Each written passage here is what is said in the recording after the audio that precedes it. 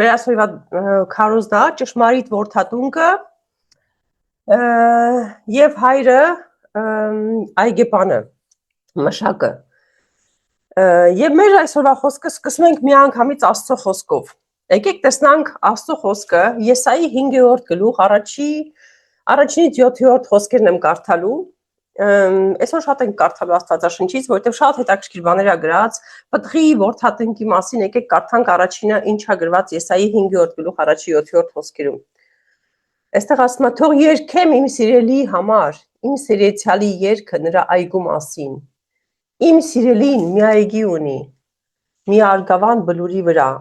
Նա ցակապատեց այն, փորեց այն, քարերը հանեց միջից, ընտիր որդեր տնկեց։ Նրա մեջտեղում դաշտարակ կառուցեց, փորեց նաև մի հնձան և սպասեց, որ խաղող տար, բայց այն ազոտ տվեց։ Հիմա ով Երուսաղեմի բնակիչներ և Հուդայի երկրի մարդիկ, դատավոր եղեք իմ և իմ այգու միջև։ Էլ ինչ կար անելու իմ այգում, որ ես չեմ արել նրանում։ Ինչու, երբ հասացի, որ խաղող տար, նա ազող տվեց։ Հիմա ես ձեզ պիտի տեղյակ պահեմ, թե ինչ եմ անելու իմ այգուն։ Ես կվերցնեմ նրա ցանկատունկը, որ նա ճարակ դառնա։ Կործանելու եմ նրա եզրապատերը, որ ոտքի կոխան դառնա։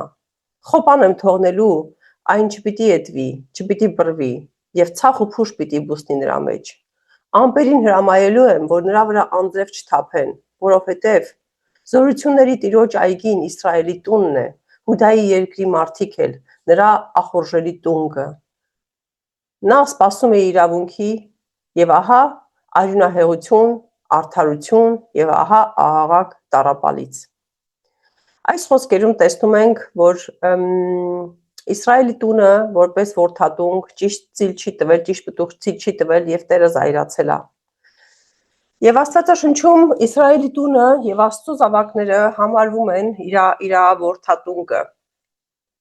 Ինչու է Աստված հենց ընտրել խաղողի այգին։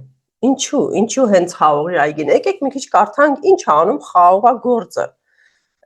Ոնց է էտում եւ ինչ է ընդհանրապես այդ գործը, հա։ Խաղողագործը սովորաբար որդատունկը էտում է ձմռանը։ Այդ ժամանակ որդատունկը գրեթե մեռած է թվում, այսինքն չորացած, անտերև, անպտուղ, հա, կարծես թե կյանք չունենա, բայց հենց այդ ժամանակ է, որ սկսվում է էտվել եւ գարնանը նոր կյանք է բերվում։ Նույն կերպ քրիստոնյաները երբեմն ապրում են հոգևոր ձմեռներ, կարելի ասել կամ անպտուղ ժամանակներ, երբ թվում է թե Աստված լուռ է եւ կյանքում ոչինչ չի փոխում։ Բայց այդ ժամանակ Աստված ամենախորը գործն է կատարում մեր հետ, բոլոր քրիստոնյաների հետ։ Նա մաքրում է, ձևավորում է, պատրաստում է ապագա գարնան պտղաբերության համար։ Իսկ խաղողի ողկյուզները հիմա հասկանանք, խաղողի ողկյուզները չեն աճում որդատնկի հիմնական բնի վրա, հա, այդ բնի վրա որտեղ այլ երիտասարդ ընձյուղների վրա են աճում, հա, իրանք հենց այդ որդի վրա չեն աճում։ Այդ պատճառով խաղողագործը հեռացնում է հինը, որպեսզի նորը կարողանա աճել։ Այդ սկզբունքը վերաբերում է նաև մեր հոգևոր կյանքին։ Այսինքն երբեմն հեռացվում մեր կյանքի հին սովորությունները, մտածելակերպը, հպարտությունը, վախերը կամ իրավիճակները, որոնք Սուրբ Հոգու աշխատանքն են, որպեսզի Քրիստոսի նոր կյանքը ձևավորվի մեր մեջ։ Նաև կա իրավիճակ, որ չափազանց շատ ողկյուզները թուլացնում են որդատունկը։ Եթե որդատնկի վրա չափազանց շատ պտուղ է մնում, նրա ուժը սկսում է բաժանվել այդ շատերի մեջ։ Եվ արդյունավետ պտուղներ չի ստանում այլապես, լինում են շատ, բայց ոչ արդյունավետ։ Այդ պատճառով խաղողագործը երբեմն հեռացնում է նաև առողջ եւ լավ ողկյուզներից մի քանիսը, որպեսզի մնացածները լինեն ավելի որակյալ, ավելի հյութեղ, ավելի լիարժեք։ Սա կարևոր գաղափար է, որ հասկանանք, որ ամեն լավ հնարավորություն դեռ Աստծո կամքը չի։ Մարդ կարող է տեսնի, որ լավ բան է, բայց դա չի Աստծո կամքը, որովհետև Աստված ավելի խորն է տեսնում, դա այսօր կտեսնենք երբ։ Եվ երբեմն Աստված մեր կյանքից էլ է հեռացնում նույնիսկ լավ բաները, ծառայությունները, ծրագրերը, հարաբերությունները կամ հնարավորությունները, որպեսզի մենք չբավարարվենք լավով, հա, այսպես ասած, այլ ստանանք Աստծո լավագույնը։ Այսինքն, եթե մեր կյանքից մի լավ բան է գնում, իմանանք, որ լավագույնի համար է Տերը տանում։ Աստծո նպատակը պարզապես մեզ ինչ որ բաներով զբաղացնելը չի եւ հենց այնց ոչինչ չի էդվում մեր կյանքում։ Եվ եթե մենք ապրում ենք էդման ժամանակաշրջակ, մեր կյանքից դուրս է գալիս ինչ որ մեկը, ինչ որ իրավիճակ, ինչ որ վայր, ինչ որ բան, իմանանք որ Տերը մեր վրա աշխատում է։ Եվ այսօր կհասկանանք ոնց է այս ամեն ինչը կատարվում ու որտեղ Աստված այդ ամեն ինչի մասին գրում եւ ինչ պտուղների մասին է խոսքը, որ չի տալիս այդ որդատունկը կամ ծառը կամ եղբյուրները, որոնց պատճառով հեռացնում է Աստված։ Եվ մենք այսօր գնալու ենք 5 կտակարանից դեպի նոր կտակարան, կարդալով Աստծո սիրո մասին, իր այգու մասին, իր այգու հանդեպ եւ հետո անցնելու ենք թե ոնց է Հիսուս Քրիստոսը մեզ միացնում այդ 5 կտակարանի պատմությանը։ Ու շատ եղեք, որտեղ շատ հետաքրքիր է։ Ծննդոց 2:15 խոսքում այսպիսի խոսքեր են գրված. Եվ Տեր Աստված մի պարտեզ տնկեց Էդեմում, արևելյան կողմը, եւ իր արարած մարդուն դրեց այնտեղ։ Եվ Տեր Աստված հողից բուսեցրեց տեսքով հաճելի եւ քաղցրահամ պտուղներով բոլոր ծառերը, եւ պարտեզի մեջտեղում կենաց ծառը, եւ բարին ու չարը գիտենալու ծառը։ Եվ Տեր Աստված վերցրեց մարդուն եւ դրեց Էդեմի պարտեզում, որպեսի նա այն մշակի ու պահի։ Այստեղ առաջի անգամ է որ Տերը ինքը իրեն որպես մշակ է անվանում, հա, այստեղ կոչվում է Տեր Աստված որպես մշակ եւ ասում է որ մեզ դրեց որպես ծառ Էդեմի պարտեզում, որպեսի ինքը մշակի եւ պահի։ Այդ մշակի հասկացողությունը գալիս է հենց առաջի մարդուց։ Դա հետո չի եկել որ Հեսայի մարգարեությունում ես ուղղակի կարդացի այդ հարաբերությունը, որ ինչա Տերը ասում, բայց ամենասկզբից Տերը այսպես է ասում, որ մենք դրվել ենք հենց այդ պարտեզում եւ ինքը պետքա մշակի եւ պահի։ Դա է նպատակը եղել մարդու Էդեմի պարտեզում դնելը։ Սաղմոս 88:9 խոսքերում ասվում է. Մի որդատունք փոխադրեցիր Եգիպտոսից, ազգեր դուրս հանեցիր եւ տնկեցիր այն ճանապարհ պատրաստեցիր նրա առջեւ, հաստատեցիր նրա արմատները եւ նա լցրեց երկիրը։ Տեսեք, այստեղ ասում է որդատունք փոխադրեցիր Եգիպտոսից։ Խոսվում է հրեա ժողովրդի մասին, որ տեղափոխվեցին։ Եվ այստեղ էլ Տերը ասում է, որ իր արմատները հաստատեցիր, որպեսզի եւ պատրաստեցի նրան։ Այսինքն խոսում է անընդհատ խոսում այդ որդատունկի մասին, որը որ Աստծո ժողովուրդն են։ Առաջ եղել է հրեա ժողովուրդը եւ հիմա տեղափոխվել է Աստծո ժողովրդի վրա, որպես մենք էլ ժառանգներ այդ որդատունկն ենք։ Երեմիա 2:21 խոսքերում ասում է. Ես ձեզ տնկել էի իբրև ընտիր որդատունկ, ամբողջովին ազնիվ սերմ։ Դա մեր մասին է խոսում։ Մենք ծնվել ենք, ստեղծվել ենք որպես ամբողջովին ազնիվ սերմ, բայց դու ինձ համար ինչպես փոխակերպեցիր այլասերված օտար տունկի։ Եվ այստեղ խոսում է նաև այն մասին, որ մարդիկ Աստծո ժողովուրդը, որ կանչված էր Աստծո ժողովուրդներու ձևափոխվել է, փոխակերպվել է եւ օտարադարձել Աստծուն։ Եվ այստեղ կան շատ մարգարեություններ, ես մի անգամ եմ կարդում եւ կանցնենք արդեն նոր կտակարանի Հովսե մարգարեության 10-րդ խոսքի առաջի խոսքը, առաջի խոսքը ասում է Փարթան որդատունկ է Իսրայելը, իր համար պտուղ է բերում, ինչքան նրա պտուղը շատացավ, այնքան զոհասեղաններ կառուցեց, որքան գեղեցիկ էր։ Ինչպես եւ այս բոլոր մարգարեությունները, հիմա անցնում ենք մեր նոր կտակարանին, այս բոլոր մարգարեությունները արտահայտվում են, ձևավորվում են Հովհաննես 15-ում, Հովհաննես 15 գլուխ առաջինից 17-րդ խոսքերը։ Այստեղ արդեն Հիսուս Քրիստոսն է խոսում որդատունկի մասին։ Եկեք սա կարդանք, ինչ է ասում Տերը։ Այստեղ ասում է Տերը. Ես եմ ճշմարիտ որդատունկը։ Տեսեք, մենք միջեմա խոսում ենք որդատունկ տարա, որդատունկ դրեց, որդատունկ արեց, բայց ով է այդ որդատունկը։ Եվ Տերն ասում է. Ես եմ ճշմարիտ որդատունկը։ Եվ իմ հայրը մշակն է։ Ամեն ինչ հենց Ծննդոցի 2-րդ գլուխը որ կարդացինք, որ ասում է որդատունկ դրեց, Տերը որպեսի մշակի, ասում է ես եմ ճշմարիտ որդատունկը եւ իմ հայրը մշակն է։ Յուրաքանչյուր որդաճյուղ, որ ինձ վրա է, եւ պտուղ չի տալիս, նա կտրում է այն։ Եվ յուրաքանչյուր պտղաբեր, որ որդաճյուղ էտում է, որ առավել պտղաբեր դառնա, այսինքն ովքեր որ չեն տալիս պտուղ կտրվում են, բայց այնրանք որ լավ են տալիս, ավելի են ձևավորվում, որպեսզի ավելի շատ տան։ Այսինքն չկա ոչ մի պարագայում քրիստոնյան չի մնում առանց էտման կամ առանց կտրման։ Մի բանը կատարվում է, եւ դա ճիշտ է եւ դա լավ է, որովհետեւ ամեն զարգացում էտում է պահանջում։ Եթե մի ուղղությամբ դու շատ ուժեղ զարգանում ես, դու պետք է մյուս ուղղություններից ինչ-որ բաներ հանես, եւ դա Տերը ձևավորում է մեզ։ Տերը ինքն է ուղղում մեր ճանապարհը, ոնց անենք, ում հեռացնեմ սրա կյանքից, ոնց անեմ, որ քիչ ժամանակ ծախսի սրա վրա, եւ այդպես մեզ ձևավորում է։ Շարունակենք կարդալ։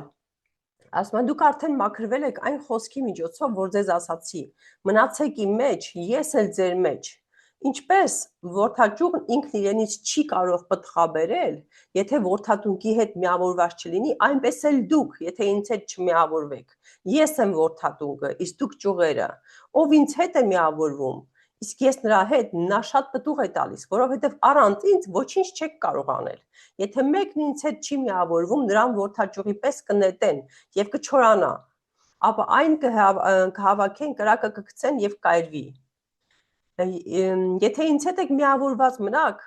իմ խոսքերն էլ ճիշտ ձեր մեջ մնան, ինձ որ կամենաք, խնդրեք, այն ձեզ կտրվի, ինչ որ կամենաք, խնդրեք, այն ձեզ կտրվի։ Իմ հայր այդ դեպքում կփառավորվի,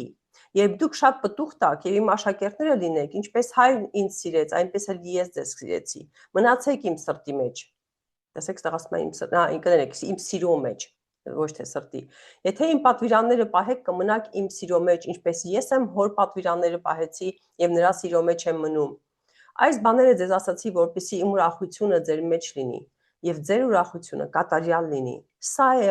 իմ պատվիրանը, որ սիրեք միմյանց, ինչպես ես ձեզ սիրեցի։ Ոչ ոք ավելի մեծ սեր չունի, քան նա, ով իր կյանքն է տալիս իր բարեկամների համար։ Դուք իմ բարեկամներն եք, եթե անեք այն, ինչ ես պատվիրում եմ ձեզ։ Ստեղ ասում է բարեկամներ, ուրիշ թարգմանություններում կա, որ ասում է ընկեր։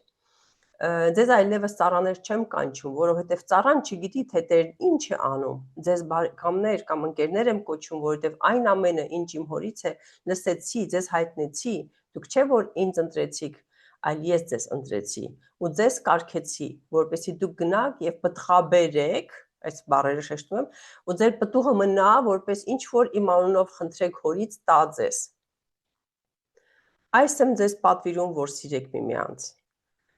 Հիմա ինչ ենք այստեղ այս ամեն ինչից հասկանում, որ հայրը այգեպանն է եւ մշակն է, Հիսուս Քրիստոսը ճշմարիտ որդատունկն է, մենք այդ ճյուղերն ենք, որդատունկին ամրեցված, եւ Սուրբ Հոգին այն կենանար հյութն է, սոկն է, հա, որ մշտապես խոսում է որդատունկից դեպի ճյուղեր։ Մեզ Հիսուսի հետ միացնողը, այդ սոկը, այդ մաքրությունը տանող բերողը Սուրբ Հոգին է։ Սուրբ Հոգու աշխատանքն է մեզ միացնում Տիրոջ որդատունկի հետ, հա, այդ որդատունկի եւ մեր հարաբերությունը անընդհատ Սուրբ Հոգով է կայանում։ Եվ Սուրբ Հոգին կատարում է այն աշխատանքը, որը պետք է, որ մենք ճիշտ պտուղներ դառնանք, ճիշտ պտուղ տանք։ Հովհաննեսի 16:13 խոսքերում ասում է, սակայն երբ նա ճշմարտության հոգին գա, ձեզ կառաջնորդի դեպի ամբողջ ճշմարտությունը, որովհետև ինքն իրենից չի խոսի, այլ կասի ինչ որ լսի եւ գալիք բաների մասին կպատմի ձեզ։ Տեսեք, ասում է, ինքը իրանից չի խոսում Սուրբ Հոգին, այլ բերում է այն, ինչ որ լսում է, այսինքն Հիսուս Քրիստոսի ու մեր հարաբերությունը Սուրբ Հոգու միջոցով է, լսում է, բերում է, տանում է, մեզ է կերտում, մեզ իմաստուն է դարձնում, մեզ ուշադրություն է մեր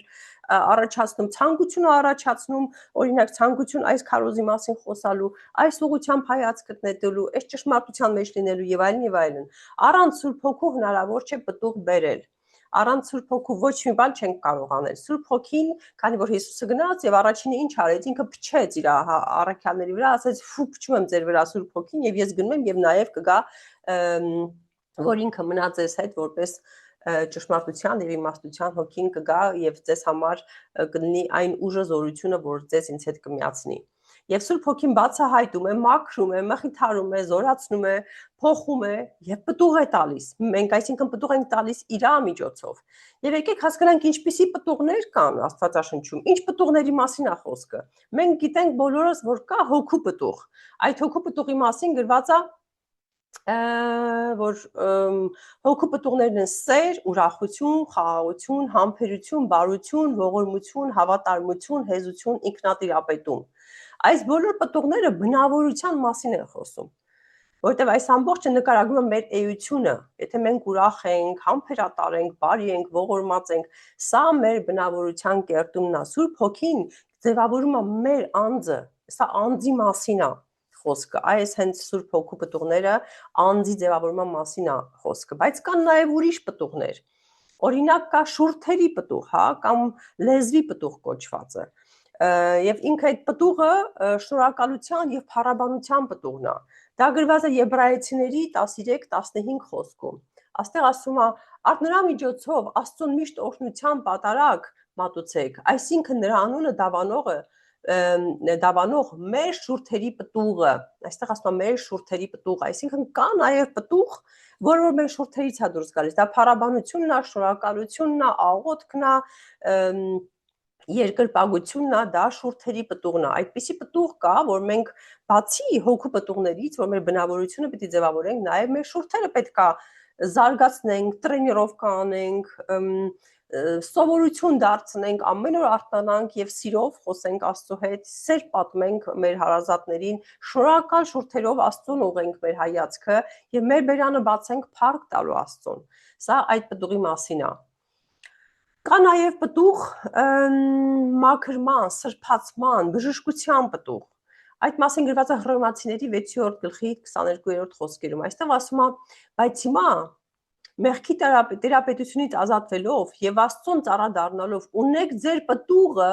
որ տանում է սրբագործման եւ նրա հետևանքը հավիտենական կյանքն է։ Այս սրբագործման պտղի մասին է նաև խոսքը, որ մենք պետքա մաքրվենք, սրբվենք։ Այդ պտուղն էլ է մեր զարգանում եւ մեր կամքը պետքա դնենք, որպեսզի այդ մաքրման process-ը կատարվի։ Եվ մաքրման process-ը կատարվում է երկու ձևով։ Առաջինը հոգու պտուղները օգտագործելով, երկրորդը արդեն իսկ երկրորդ պտուղը որպես լեզվի պտուղ, խոսքի պտուղ, շրթունքի պտուղ, այսինքն դրանք միավորված ձևավորում են մեր մաքրման սրբացման պտուղը։ Հոգու պտուղներով, որը որ մեր բնավորությունն է, խոսքի պտուղով, լեզվի պտուղով, որը որ մեր գոհաբանությունն է, ձևավորվում է սրբության պտուղը։ Բայց կա նաև ստեղծագործական պտուղ, այսինքն ծառայողական պտուղ, որը որ այս ամեն ինչը միավորում է եւ ցույց է տալիս, թե դու ինչ ես անում Աստծո համար, եւ դա շատ կարեւոր է, որ իմանանք, որ պտուղները, մենակ այդ պտուղը չի Սուրբ Հոգու, որ ասում ենք հոգու պտուղները, կան նաև ուրիշ պտուղներ, որ մենք պետքա մեզ ուշադիր լինենք, որտեղ է մեր տկարությունը։ Միգուցե ինչ որ միտեղ մենք պտուղ ենք տալիս, բայց ինչ որ միտեղ տկարանում ենք։ Եվ այս ծառայության պտուղը ինչ որ ձևավորելու, ինչ որ սարքելու, ինչ որ մասնակցություն ունենալու պտուղ է։ Եկեք կարդանք որտեղ է Կողոսացիների 1 գլխի 9-րդ 10 խոսքերում ասվում է. դրա համար մենք էլ այն օրից, երբ լսեցինք, չենք դադարում ձեզ համար աղոթելուց եւ աղաչելուց, որպեսզի լցվեք նրա կամքի գիտությամբ, ամեն իմաստությամբ եւ հոգով իմաստությամբ, որպեսզի դուք ընթանաք ինչպես արժանի է Տիրոջը, ամեն բանում նրան հաճելի լինելով, ամեն բարի գործով պտղաբեր լինեք եւ Աստծո գիտությամբ աճեք։ Բարի գործով պտղաբեր, այսինքն գործերի մասին է այստեղ խոսքը։ Գործերի պտուղ էլ պիտի բերենք մենք։ Ոչ թե միայն ուղղակի մեր բնավորությունը լավն է, որ մենք փառաբանում ենք եւ միգուցե նաեւ այդ ամենի հետ մեկտեղ ինչ որ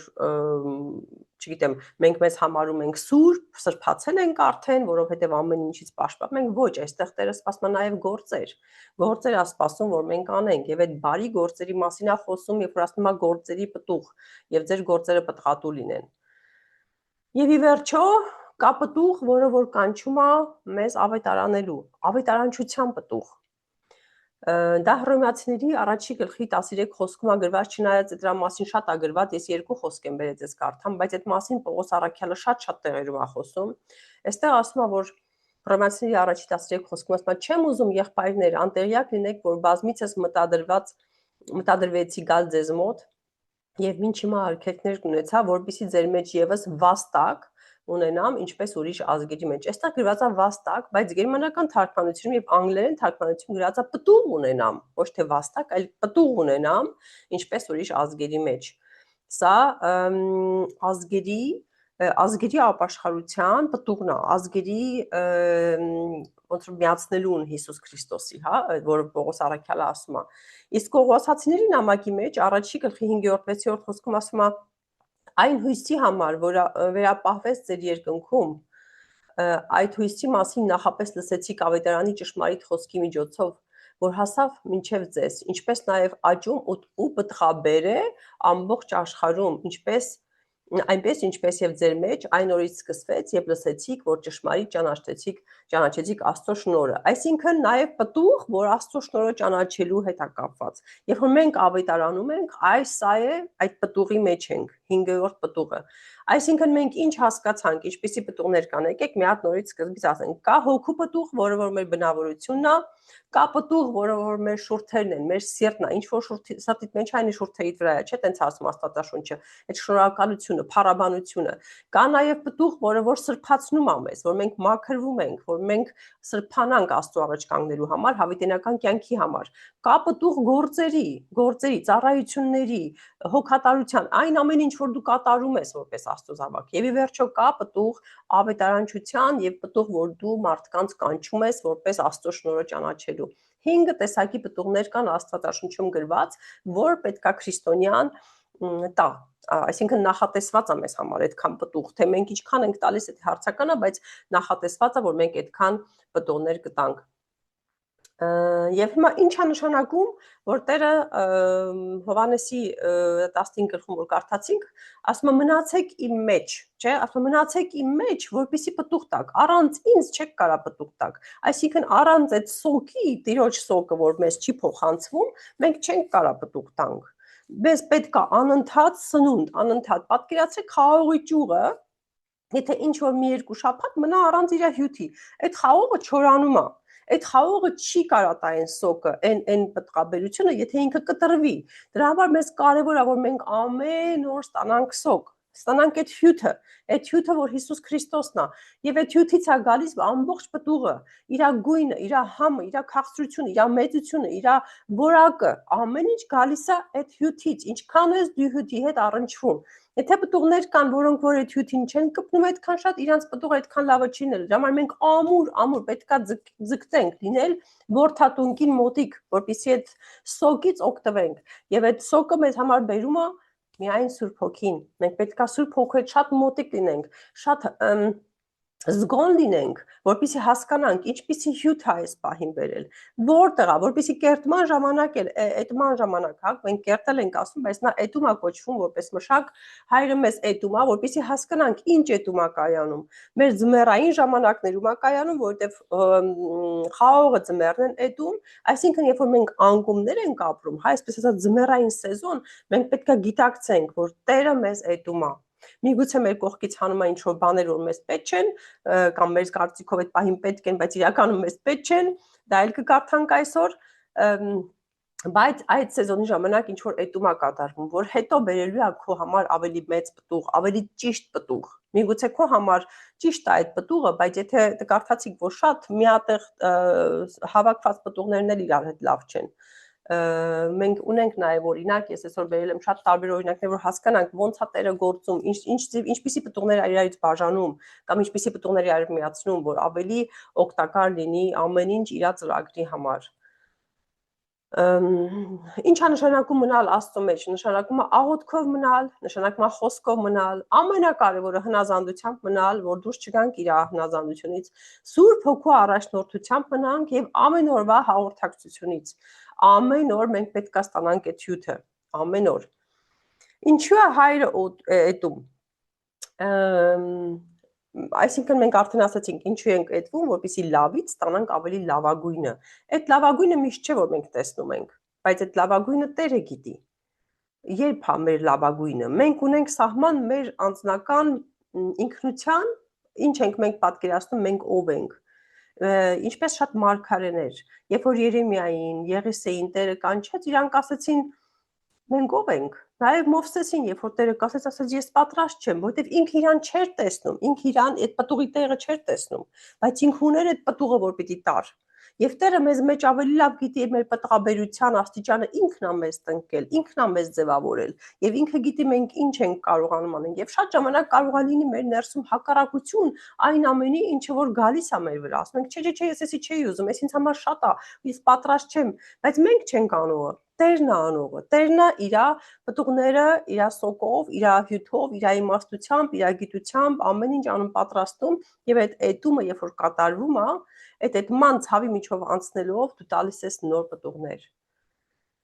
Եվ Աստված այդում է առաջինը մեր մեջից պետք է այդվի մեղքը եւ դա անում է Տերը, այդում է մեր մեջից մեղքը, հպարտությունն է այդում։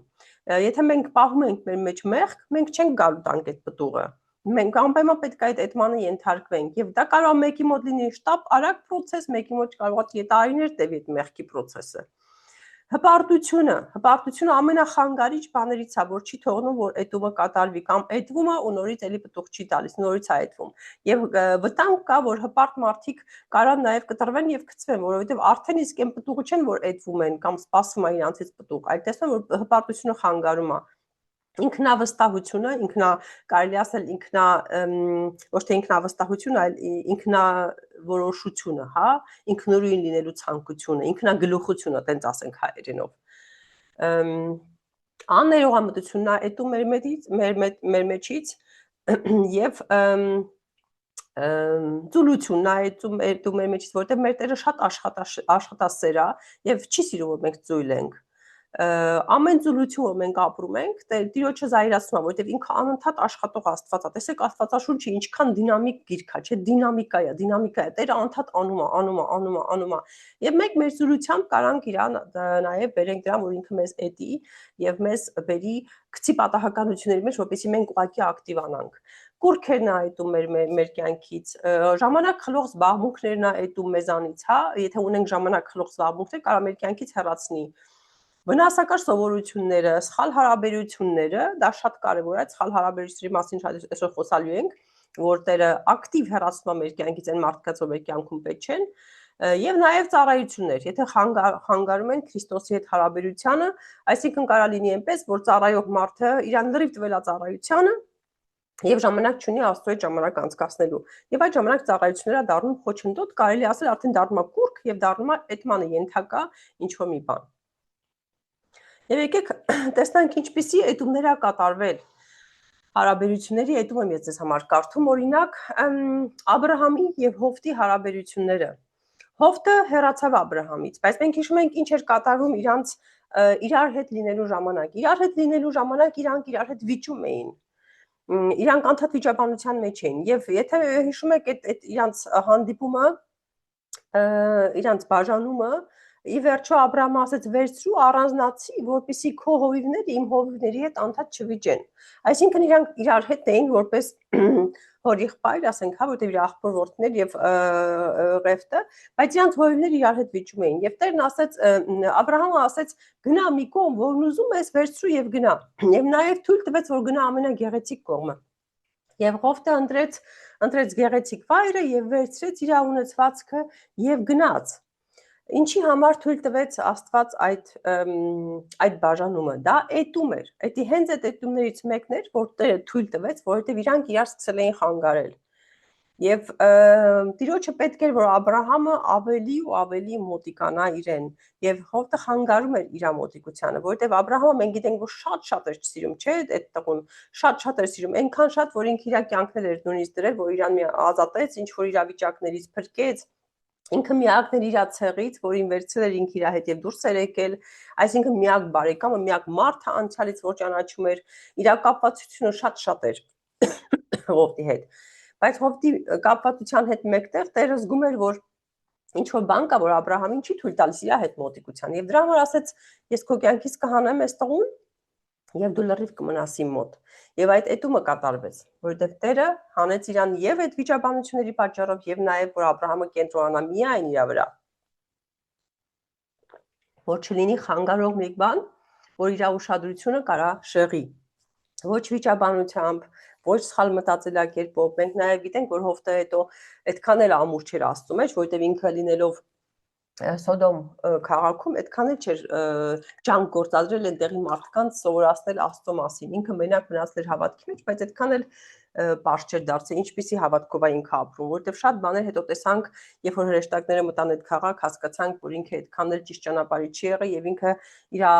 կյանքն էլ հետո այդքան լավ չեղավ եւ ինքը միշտ նայում էր ավելի լավ քաղաքին։ Նաեւ երբ որ Տերն ասեց գնա Սարերը, ինքը ասեց չէ, թող այդ մյուս քաղաքը։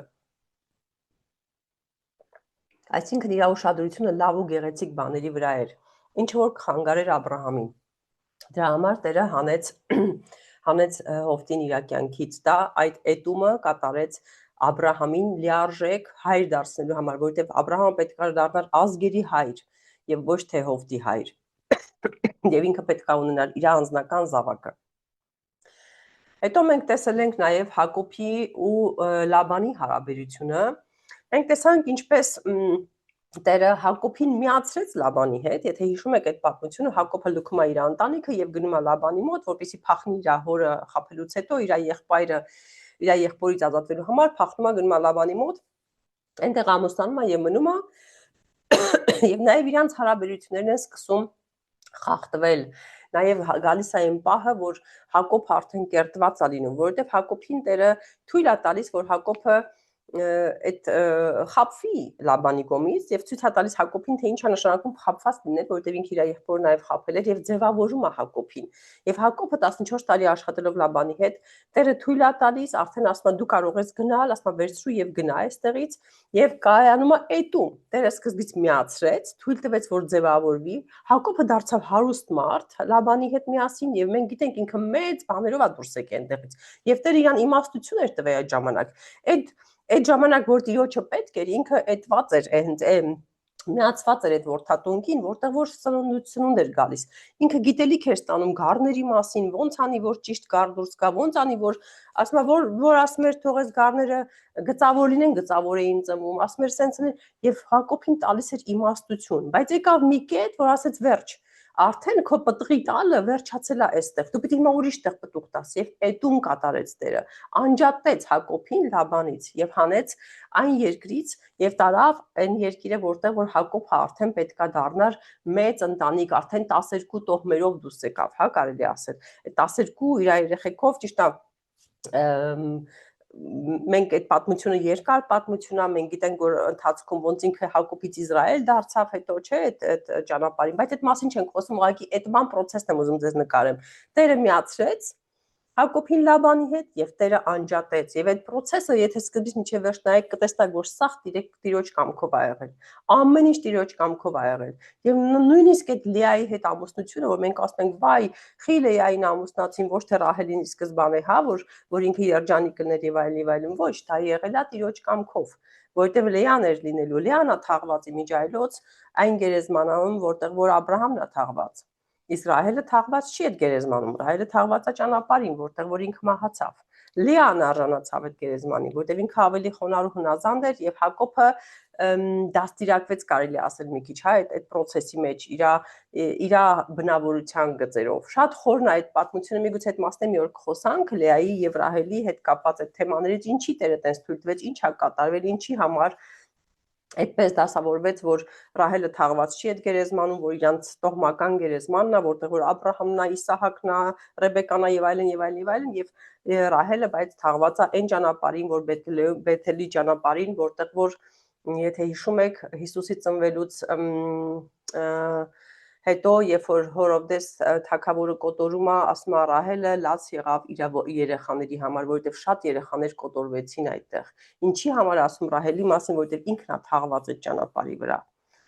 Շատ հետաքրքիր տեղ է այդ տեղը, եթե ցանկանաք մտեք կարդացեք, երբ որ Հերովդես թագավորը սկսում է փոքր 2 տարեկան երեխաներին սպանել Հիսուս Քրիստոսին փնտրելու ժամանակ, այդ ժամանակ այնտեղ գրված է, որ Ռահելը լաց եղավ իր որդիների համար, որովհետև այդքան որդիներ սպանվեցին։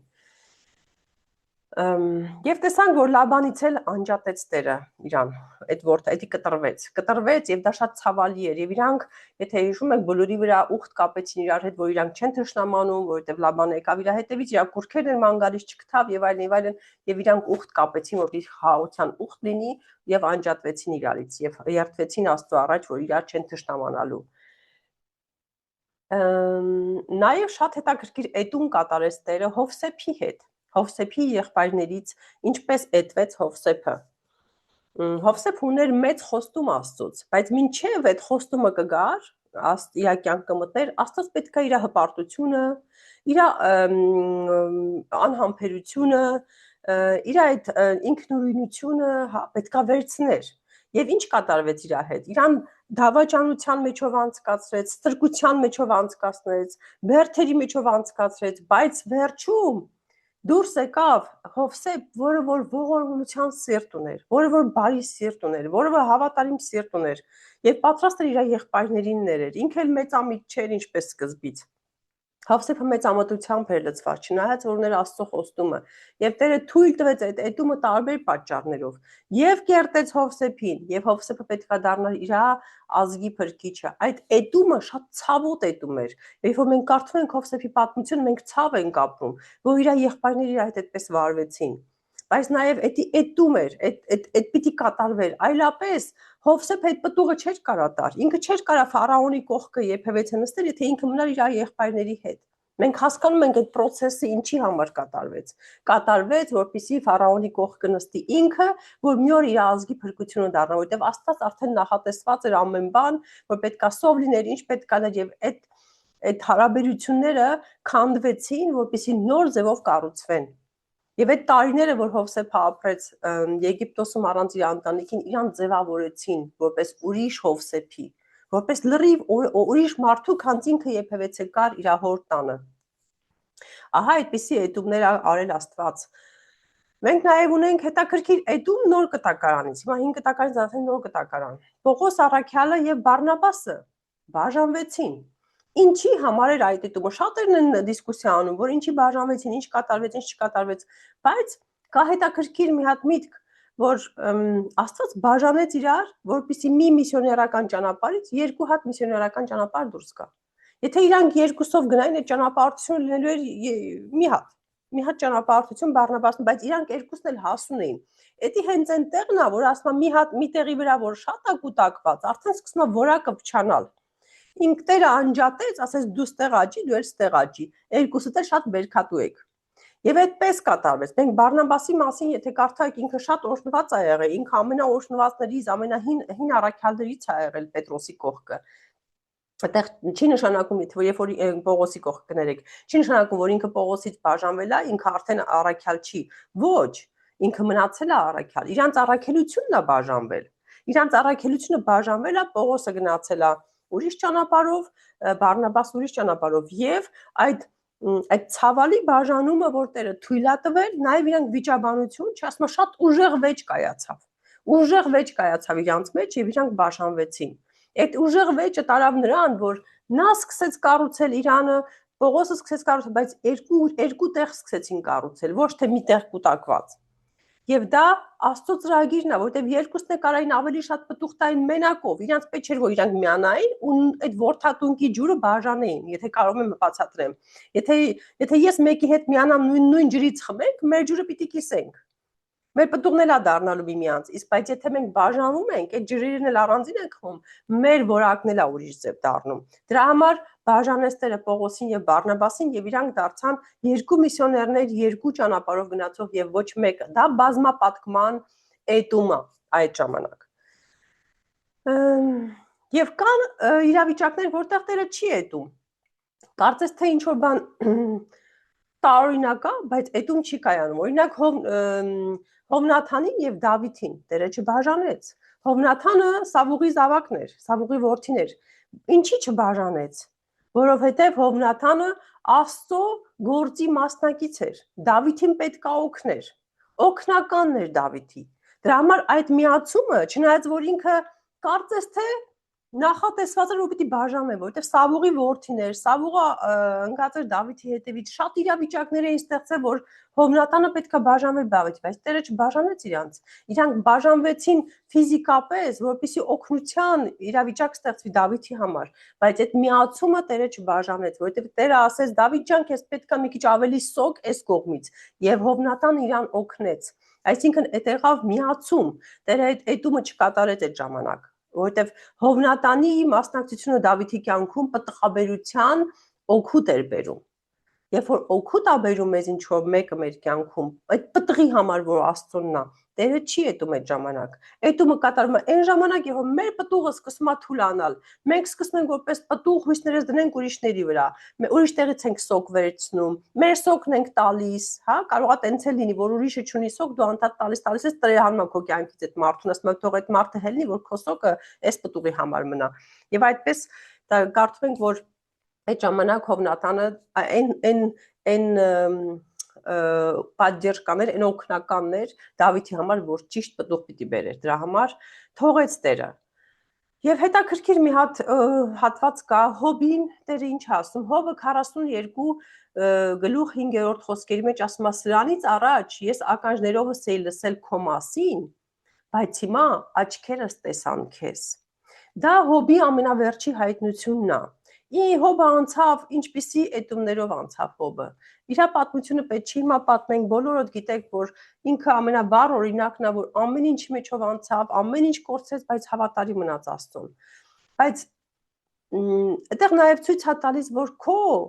այս աշխարհում համբավ ունենալը, հարստություն ունենալը, մեծանուն ունենալը, բարի ունենալը եւ այլն, այդքան կարեւոր չեն, ինչքան որ Աստծո հայտնություն ունենալը, Աստծուն տեսնելը։ Տես ասում եմ, մինչև հիմա ականջովս էի լսել, բայց ես քեզ տեսա։ Եվ այդ տեսնելու համար, որը որ վերջում է կայանում, այդ տեսնելու օրհնանքը ավելի մեծ էր Հոբի համար, քան ամբողջ ինչ որ ինքը կորցրել էր։ Ասում էր, ականջովս էի լսել, բայց ես քեզ հիմա տեսա։ Այդ տեսնելու համար այդ էտումը կատարվել, որ ես պետքա քեզ հանդիպեմ, իմ հավատարիմ Հոբ։ Եվ Տերը այդ հավատարիմ անձնավորությանը Հոբին իրան ցույց է տվել։ Քիչ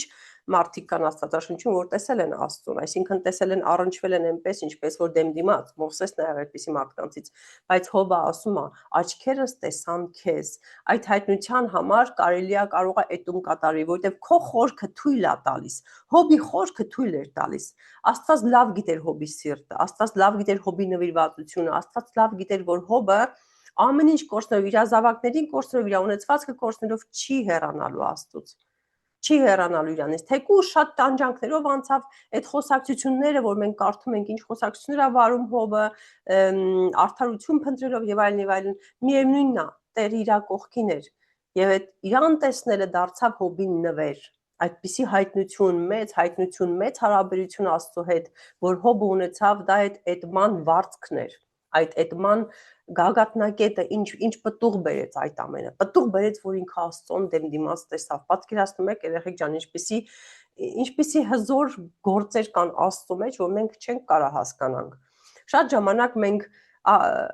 մեր այս պարագայում մեր ցավերն են վերցնում, հա, եթե ինչ-որ մի բան կորցնում ենք մեր կյանքում, մենք տեսնում ենք այդ կորուստը այդ պահին, ինչի համար են այս օրինակները կարևոր, Հովսեփը, որ ընկավ ստրկության մեջ, պատկերացրեք ձեր հետ այդպես են վարվել, ինչպիսի տառապանքով անցավ այդ տղեն, լինելով լավ, փայփայված, սիրված, լկստված երեխա ընկավ ստրկության մեջ, այն էլ ինչպիսի ստրկության, այն ժամանակվերի Եգիպտոսի ստրուկ լինելը, երեխեք ջան, այսօրվա այդպիսի ստրուկներ, այսպես մեր այսօրվա պատկերացման վատ ստրուկը, այն ժամանակվա լավ ստրուկն է, տենց ասեմ, հա, վատ ստրուկ դար, այնքան վատ տեղ ընկավ, նմանավանդ լինելով օտար ազգ, իրանք այդ ազգի մասին տեղեկություններ չեն, գիտեի, որ ինչ-որ մի հատ քոչվորներ կային, իրանք ձևավորված ազգ չէին, իրանք ազգ են ձևավորվել Եգիպտոսում։ Եվ այդ ցավը, որ ապրեց Հովսեփը, ինքը չէր իմանում, որ ինքը այդ պահին էտվում է։ Եվ մենք էլ այսօր կարող ունենանք այդպիսի իրավիճակներ, որ մենք էտվում ենք։ Շատերիդ համար եմ ասում, եթե առանձնացրել է ձեզ Տերը ինչ-որ բանի համար, կտրել է ձեզանից, միգուցե ձեր եկեղեցին է կտրել, միգուցե ծառայողներին է կտրել, միգուցե ձեր հարազատին է կտրել ձեզանից, միգուցե ինչ-որ մի քույր կամ եղբորը անջատել ձեզանից։ Իմացեք, որ դուք էտվում եք, դուք պիտի ուրիշ պտուղ տաք։ Եվ Տերը չի թույլ տալ իր լավ պտուղները խառնվեն։ Եթե դու նախատեսված ես հատուկ պտուղ տալու համար որակով պտուղ, ամեն ինչ որ գա քեզ կպնի խանգարելու է։ Լավ պտուղները, եթե տեսնում եք ծառի վրա, իրանք միշտ առանձին հատուկ են։ Իրանց կողքը շատեր չկան, հենց խիտ պտուղների մեջ իրանք իրար նման են, բայց յուրահատուկ պտուղները իրանք միշտ առանձին են։ Եվ եթե դու յուրահատուկ պտուղ ես, Տերը քեզ առանձնացնելու է։ Առանձնացնելու է քո եկեղեցուց, առանձնացնելու է քո մարդկանցից, առանձնացնելու է քո պատկերացմամբ ճիշտ բաներից, քո աշխատանքից, միգուցե քո ֆինանսներից, միգուցե քո հնարավորություններից, միգուցե այն ամենից, ինչ դու չես տեսնում, որ դա քեզ խանգարում է, բայց Տերը տեսնում է։ Եվ Հովսեփը չէր տեսնի, որ իր եղբայրները կխանգարեն իր նպատակին։ Ինքը արդեն իր նպատակը, իր երազանքը տեսել էր, այսինքն իր երազում տեսել էր, որ իր եղբայրները իրան են խոնարհվում եւ ինքը մեծ մարդ է։ Բայց ինքը չէր իմանում դա ոնց է կատարվելու։ Եվ Տերը ասեց, ես քեզ ցույց տվեցի դու ով ես, ես հիմա սարքում եմ, թե դու ով ես։ Եվ մենք էլ պետքա թույլ տանք, եթե մենք տեսնում ենք մենք ով ենք Աստծո մեջ, եթե մեզ տրված այս պտուղները բերելու, Հոգու պտուղը ձևավորի մեր բնավորությունը, մենք մաքրվենք սրբանանք, մեր բերանը փառաբանի, մենք ճիշտ պտուղներ բերենք գործի մեջ, սրբանանք։ Եվ ի վերջո դառնանք այն պտուղը, որ փառք է բերում Աստծուն, մենք պետք է թույլ տանք այդ էտուղը, մենք պետք է միշտ վստահենք Աստծուն, միշտ վստահենք, ցավ ենք ապրում, վստահում ենք Աստծուն, կորուստ ենք ապրում, վստահում ենք Աստծուն, անկում ենք ապրում, ուրեմն Տերը ավելի լավ գիտի։ Այս անկումը իմ էտման process-ն է։ Վերցրեք այդ անկումները որպես ձեզ էտման process։ Երբեք չկասկածեք Աստծո հավատարմության վրա, երբեք չկասկածեք, կասկածեք ավելի լավ է ձեր Աստծուն ճանաչելու մեջ։ Փնտրեք Աստծուն, փնտրեք այսպիսի պատմություններ Աստվածաշնչում եւ դուք ձեզ կգտնեք դրա մեջ։ Բոլորիս մասին գրված է, չկա մեկն ու մեկիս մասին, որ Աստվածաշնչում գրված չի։ Բոլորդ ովքեր որ ստեղ կաք, բոլորիդ մասին Աստվածաշնչում գրված է։ Եվ ձեր պատմությունները դուք գտնելու եք, երբ որ կարդաք կհասկանաք, որ այդ այդումը ձեզ համար է, որ դուք ճիշտ պտուղ դառնաք, ավելի լավ սոկով, ավելի լավ համով, որպեսզի որդատունկից չհեռացվեք։ Եվ Սուրբ Հոգուն կանչեք, որպեսզի Տերը ձեզ օգնի։ Միայն Սուրբ Հոգին կարա մեզ ձևավորի այն պտուղներով, որ պիտանի են որդատունկին։ Առանց որդատունկի սոկի մենք որդատունկի համ չենք տալու։ Մենք կարող է ինչ-որ ձևավորված պտուղներ դառնանք, բայց եթե մեր համը Հիսուսի համը չի, ում ենք մենք պետք։ Եթե մեր հոտը, այդ հոտը չի տալիս, մենք կդառնանք կրոնական պտուղներ։ Ձևը լավն է, համ չկա։ Այսինքն ձևական պտուղներ գոյություն ունեն, չէ՞, այսօր կան շատ արհեստական պտուղներ, որ ասում ես վայ, բայ էսի մանգո է, այդ համընդեղ տեսիշ մանգոներ են աճում, այդ իսկական հոտով, լավ համով մանգոներ կան եւ կան ձևական։ Եվ Տերն ասում է, ձևական մանգոները ինձ պետք չեն, ձևական խաղողները ինձ պետք չեն, ինձ պետք են իսկական իմ համով, իմ հոտով, իմ առաքելությամբ պտուղներ։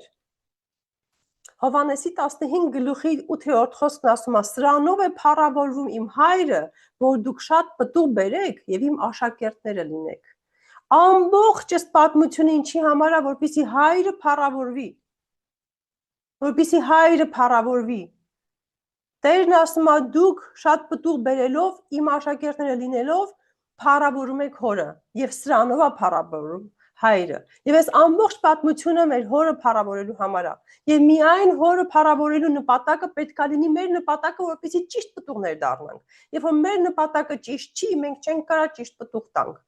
Այդ որդատունկը, եթե միշտ ձգվում է ինչ-որ միտեղ, որտեղ որ իրանը չի, ինքը ճիշտ համ չի ունենալու, որտեղ ինքը չի թողում, որ Տերը թեքի իրան դեպի արևը, դեպի ինչքան պետքա շողքը, դեպի ինչքան պետքա ջուրը, հա, եթե մենք ինքնագլուխ պտուղներ ենք, մենք ձևավորվում ենք ինչ-որ մի բաներ, որ Աստծո համար այդ համը չեն տալիս։ Դրա համար պետքա թույլ տանք, որ ձևավորվի, թույլ տանք, որ Սուրբ Հոգին մեզ ձևավորի, որպես ճիշտ պտուղներ, լինենք ճիշտ որդատունկի, ճիշտ զավակներ, ճիշտ պտուղներ։ Չէ՞ որ եթե կա ինչ-որ որակով խաղող, չէ՞, որակ տարբեր սորտի խաղողներ կան, չէ՞, եթե դու գնում ես ինչ-որ միտեղ, ասում ես, «Այս ինչ սորտի խաղողն եմ ուզում», դու սպասում ես, որ այդ սորտի խաղողից հատուկ համ կա, հատուկ հյութայնություն կա, միգուցե կորիզ կա մեջը, որ դա լավ է ջարդվում, կամ ինչ-որ, այսինքն ամեն տեսակի խաղող գոյություն եւ քո սպասումն էլ այդ խաղողի համը պետք է գա։ Եվ Տերն ասում է, իմ որդատունկը պետք է իմ համն ունենա։ Դրա համար եկեք աղոթենք այսօր եւ վերջացնենք մեր այսօրվա խոսքը նրանով, որ Տեր Հիսուսը մեզ օգնի եւ Սուրբ Հոգին առաջնորդի մեզ այդ ման process-ի մեջով հավատարմորեն անցնելով, ոչ թե փնփնթալով, ոչ թե նվնվալով, ոչ թե բողոքելով, որ ես ինչ ես անում Աստված, խի ինձ սենց արեցիր։ Հոբը ասեց, Աստված տվեց, Աստված տարավ։ Ինչքան իրանեկան ասեցին հայ-հոյի Աստծուն, հայ-հոյի Աստծուն ասեց չեմ անելու։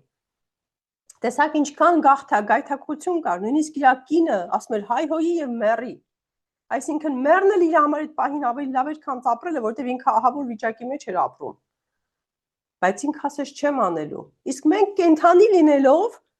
ուղղակի բողոքում ենք շատ ժամանակ։ Մի փոքր իրավիճակ խառնում է մեր շուրջը, սկսում ենք բողոքել։ Եվ այդ բողոքը արդեն այն մի պտուղի պակասն է, որ երկրորդ պտուղը, շուրթերի պտուղը, սրտի պտուղը, եւ մեր որ մենք բողոքում ենք, այդ պտուղը միանգամից լահկվում է եւ կտրվում է։ Փաստորեն դու փառաբանության եւ երկրպագության եւ շնորհակալության պտուղ չես տվել,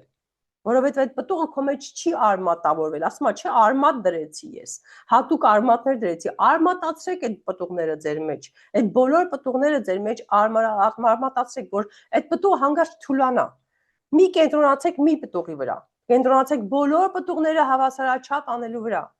որպեսզի եւ ծառայող լինեք, եւ մաքրման process-ի մեջ լինեք, եւ փառաբանեք, եւ ձեր բնավորության վրա աշխատեք։ Եվ չլինի մի բան, որ եւ նաեւ իհարկե ամենակարևորներից է, որ Պողոս Առաքյալն է շատ ասում, բերեք մարդկանց, վկայեք Հիսուսի մասին, դա վկայության պտուղն է նաեւ, հա, այդ վերջի ավետարանական պտուղը։ Այդ 5 պտուղները մենք պետք է հավասարաչափ անդադ ստուգենք, որ պտուղն է, որի մեջ քիչ է։ Եվ եթե այս պտուղից քիչ է, ես պետք է ստեղ պտուղ տամ։ Այս պտուղից քիչ է, ես պետք է ստեղ պտուղ տամ։ Այսինքն մենք պետք է անդադ մենք մեզ զննենք նաեւ, որպեսզի այդ սոկը ճիշտ բաժանենք, որպեսզի համը, գույնը, սուբստանցիան, կորիզը ամեն բան ճիշտ լինի մեր մեջ։ Եվ մենք արժանի լինենք այդ սուրբ եւ անարատ որդատունկին, որի անունն է Հիսուս Քրիստոս։ Եկեք աղոթենք երեխեք ջան։ Հայր, մենք շնորհակալ ենք Տեր, որ դու մեր մշակն ես։ Շնորհակալ ենք, որ դու մի օր մեզ դրել ես եւ որոշել ես, որ մենք կարանք միանանք Տեր ջան այդ որդատունկին, որը որ սուրբ է, որը որ կատարյալ է, որը որ քեզ է փառավորում, Հայր։ Մենք էլ ենք Տեր ջան այսօր ասում, փառք ենք տալիս քեզ Տեր, ուզում ենք որ դու փառավորվես Տեր ջան։ Մեր բոլորի կյանքերում, Հայր, դու փառավորվի։ Թող մենք լինենք արժանի զավակներ, արժանի պտուղներ, որ տալիս ենք այն պտուղը, որ համ ունի, հոտ ունի, ճիշտ տեղում է կախված, ճիշտ չափսի է, ճիշտ լայնության եւ հաստության ա Տեր, որ քեզ ա պետք Տեր ջան, այդ պտուղը որ քոնն ա Տեր ջան, որ դու նայես եւ հոտից եւ համից եւ տեսքից հեռվից արդեն իմանաս, որ սա քո պտուղն ա Տեր ջան։ Սուրբ Հոգի Աստված, մենք քեզ կանչում ենք, որովհետեւ առանց քեզ մենք ոչինչ չենք կարող անել։ Դու ես մեր առաջնորդը, դու ես մեր կապը այդ որդատունկի հետ, դու ես մեր մեջ լցնողը եւ մեր մեջից հանողը, դու ես մեզ կերտողը, մեզ ձևավորողը, մեր բնավորության գծերը ձևավորողը, մեզ սրբացնողը, մեր ծառայությունների մեջ ուղղություն տվողը, մեզ մխիթարողը, երբ որ մենք ցավերի մեջ ենք, երբ որ մենք ապրում ենք այդ էտումները եւ չենք հասկանում, Տեր դու ես այդ ժամանակ մեզ հետ, Սուրբ Հոգի Տերս, օգնի մեզ Տեր ջան, օգնի մեզ էլ ավելի քեզանով լցվելու, քեզ հետ հարաբերվելու Սուրբ Հոգի, օգնի մեզ, որ մենք երբեք չկտրվենք քեզանից, որ անդադ լսենք քո ձայնը, քո մեղմ ձայնը մեր ականջի մեջ լինի, մեր սրտերը բաց լինի քեզ լսելու համար, քեզ զգալու համար, քո ներփությունները հասկանալու համար, որ մենք քեզ չխռովացնենք, որ մենք քեզ մեր բարկությունով, մեր անհամբերությամբ, մեր միգուցե անհասկացողությամբ եւ կարճատեսությամբ եւ անգիտությամբ չհիասթափացնենք, թեպետ դու Տեր ջան, դու միշտ համբերատար ես, դու մեզ համար աղաղակել ես Սուրբ Հոգի Տերես, երբ որ մենք չենք էլ իմացել, որ դու մեզ համար կանչում ես Աստծուն, եւ քո աղաղակը լսվել է Տեր ջան, շնորհակալ ենք Սուրբ Հոգի Աստված, որ դու անընդմեջ գործում ես, մեզ ձևավորում ես, մեր մտքերը դասավորում ես, մեր սրտերը մաքրում ես, մեր լեզուն փայլեցնում ես, մեր մեջ երգ ես դնում, հանճար ես դնում, գործեր անելու ցանկություն ես դնում, Սուրբ Հոգի Տերես դու հրաշք ես։ Եվ այդ հրաշքները թող մեր մեջ կան Տեր ջան, մեր մեջ ծաղկեն, թափի ամեն մեկիս վրա Տեր ջան, այն պտղի պակասության սոկը Տեր ջան, որ պետք է, ում որ պետք է ավետարանչություն թափի իր վրա Տեր ջան, ում որ բնավորությունն է Տեր ջան, այդ կերտումը արա մեր հետ Տեր ջան, ովքեր որ Տեր ջան ուղղություն են, ուղղություն է պետք միգուցե Տեր ջան, որ իմանան ինչ ծառայություն անեն, ինչ գործերով Տեր ջան, այդ ուղղությունը տուր Տեր ջան, սրբացրում ես Տեր ջան, մաքրիմ ես Տեր ջան, որ մենք հեռվից գանք մեր մեջի մեղքը, հեռվից գանք մեր մեջի հպարտությունը եւ իրան սաստենք Տեր ջան, հեռվից գանք մեր մեջի տխրությունը եւ իրան թույլ չտանք որ գա, որ մնանք ուրախ քո մեջ Տեր ջան։ Տեր ձևավորի մեզ քո արժանի զավակներ, որ մեր բերանը անընդհատ փառաբանի, անընդհատ շնորհակալ լինի, մեր սիրտը առավոտը բացվի շնորհակալությամբ եւ քնի շնորհակալությամբ։ Մեր ականջները չլսեն աշխարհի ձայնը, այլ լսեն քո ձայնը, քո խոսքը Տեր ջան, որտեղ որ դու ասում ես, դու մեզ երբեք չես լքի, դու մեզ հետ ես եւ մեզ պաշտպանում ես եւ մեր կողքին ես եւ մենք քեզ հետ ամենաապահով վայրում ենք։ Փառք քեզ հավիտյանս, Հայր, Որդի եւ Սուրբ Հոգի։ Ամեն։